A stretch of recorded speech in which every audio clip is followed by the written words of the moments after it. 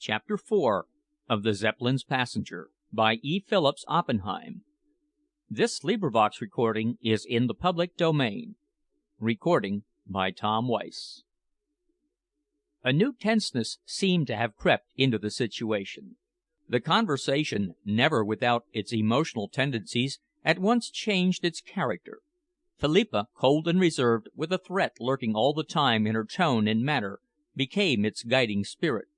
"We may inquire your name?" she asked. "I am the Baron Maderstrom," was the prompt reply. "For the purpose of my brief residence in this country, however, I fancied that the name of Mr. Hamar Lessingham might provoke less comment." "Maderstrom," Philippa repeated. "You were at Magdalen with my brother." "For 3 terms," he assented. "You have visited at Wood Norton. It was only an accident, then, that I did not meet you." "It is true," he answered with a bow. "I received the most charming hospitality there from your father and mother." "Why, you are the friend," Helen exclaimed, suddenly seizing his hands, "of whom Dick speaks in his letter." "It has been my great privilege to have been of service to Major Felstead," was the grave admission. "He and I, during our college days, were more than ordinarily intimate. I saw his name in one of the lists of prisoners, and I went at once to Wittenberg." A fresh flood of questions was upon Helen's lips, but Philippa brushed her away. "Please let me speak," she said. "You have brought us these letters from Richard, for which we offer you our heartfelt thanks.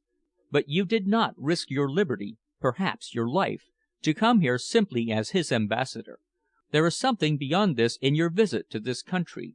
You may be a Swede, but is it not true that at the present moment you are in the service of an enemy?" Lessingham bowed acquiescence. "You are entirely right," he murmured. "Am I also right in concluding that you have some service to ask of us?" "Your directness, dear lady, moves me to admiration," Lessingham assured her. "I am here to ask a trifling favour in return for those which I have rendered and those which I may yet render to your brother." "And that favour?" Their visitor looked down at his torn attire. "A suit of your brother's clothes," he replied, "and a room in which to change. The disposal of these rags I may leave, I presume, to your ingenuity." "Anything else?" "It is my wish," he continued, "to remain in this neighbourhood for a short time, perhaps a fortnight and perhaps a month. I should value your introduction to the hotel here, and the extension of such hospitality as may seem fitting to you under the circumstances." "As Mr. Hamar Lessingham?" "Beyond a doubt." There was a moment's silence. Philippa's face had become almost stony. She took a step towards the telephone. Lessingham, however, held out his hand. "Your purpose?" he enquired. "I am going to ring up the Commandant here," she told him, "and explain your presence in this house." "An heroic impulse," he observed, "but too impulsive." "We shall see," she retorted. "Will you let me pass?" His fingers restrained her as gently as possible. "Let me make a reasonable appeal to both of you," he suggested. "I am here at your mercy.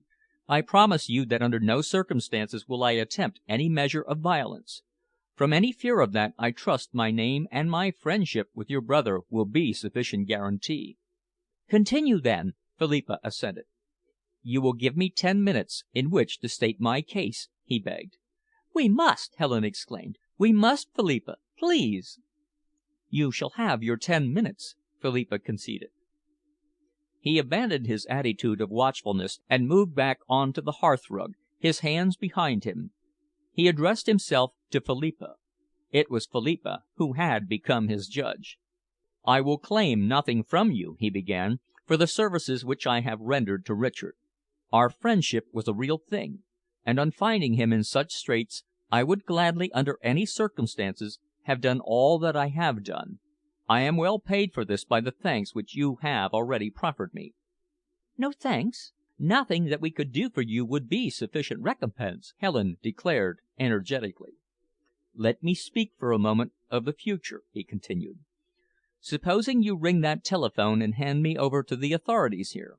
Well, that will be the end of me, without a doubt. You will have done what seemed to you to be the right thing, and I hope that that consciousness will sustain you, for, believe me, though it may not be at my will, Your brother's life will most certainly answer for mine." There was a slight pause. A sob broke from Helen's throat. Even Philippa's lip quivered. "Forgive me," he went on, "if that sounds like a threat. It was not so meant. It is the simple truth. Let me hurry on to the future. I ask so little of you. It is my duty to live in this spot for 1 month. What harm can I do? You have no great concentration of soldiers here, no docks, no fortifications, no industry. And in return for the slight service of allowing me to remain here unmolested, I pledge my word that Richard shall be set at liberty and shall be here with you within 2 months." Helen's face was transformed. Her eyes glowed, her lips were parted with eagerness. She turned towards Philippa, her expression, her whole attitude an epitome of eloquent pleading. "Philippa, you will not hesitate. You cannot." "I must," Philippa answered, struggling with her agitation. "I love Dick more clearly than anything else on earth. But just now, Helen, we have to remember before everything that we are English women. We have to put our human feelings behind us. We are learning every day to make sacrifices. You, too, must learn, dear. My answer to you, Baron Maderstrom, or Mr. Lessingham, as you choose to call yourself, is no." "Philippa, you are mad!" Helen exclaimed passionately. "Didn't I have to realize all that you say when I let Dick go cheerfully the day after we were engaged? Haven't I realized the duty of cheerfulness and sacrifice through all these weary months? But there is a limit to these things, Philippa, a sense of proportion which must be taken into account. It's Dick's life which is in the balance against some intangible thing, nothing that we could ever reproach ourselves with, nothing that could bring real harm upon anyone. Oh, I love my country, too, but I want Dick. I should feel like his murderess all my life if I didn't consent." "It occurs to me," Lessingham remarked, turning towards Philippa, "that Miss Fairclough's point of view is one to be considered." "Doesn't all that Miss Fairclough has said apply to me?" Philippa demanded, with a little break in her voice. "Richard is my twin brother. He is the dearest thing in life to me. Can't you realize, though, that what you ask of us is treason?" "It really doesn't amount to that," Lessingham assured her. "In my own heart I feel convinced that I have come here on a fool's errand. No object that I could possibly attain in this neighbourhood is worth the life of a man like Richard Felstead."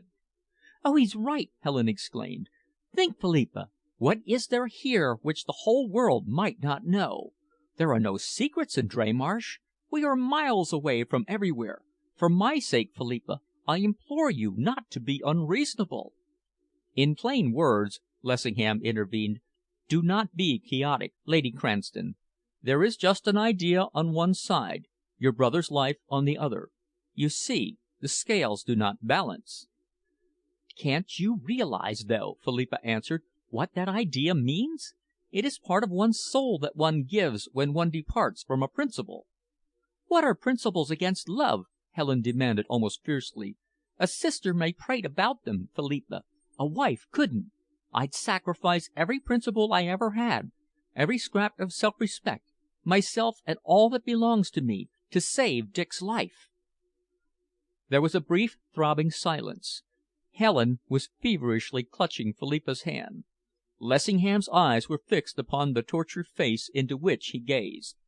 There were no women like this in his own country.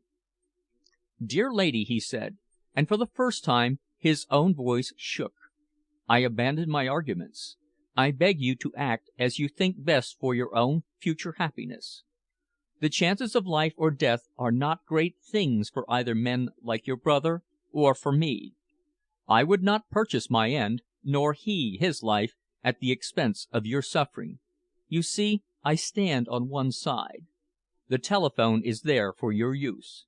"You shan't use it!" Helen cried passionately. "Philippa, you shan't!" Philippa turned towards her, and all the stubborn pride had gone out of her face. Her great eyes were misty with tears. Her mouth was twitching with emotion. She threw her arms around Helen's neck. "My dear, I can't! I can't!" she sobbed. Chapter 5. By Tom Weiss. tomsaudioBooks.com.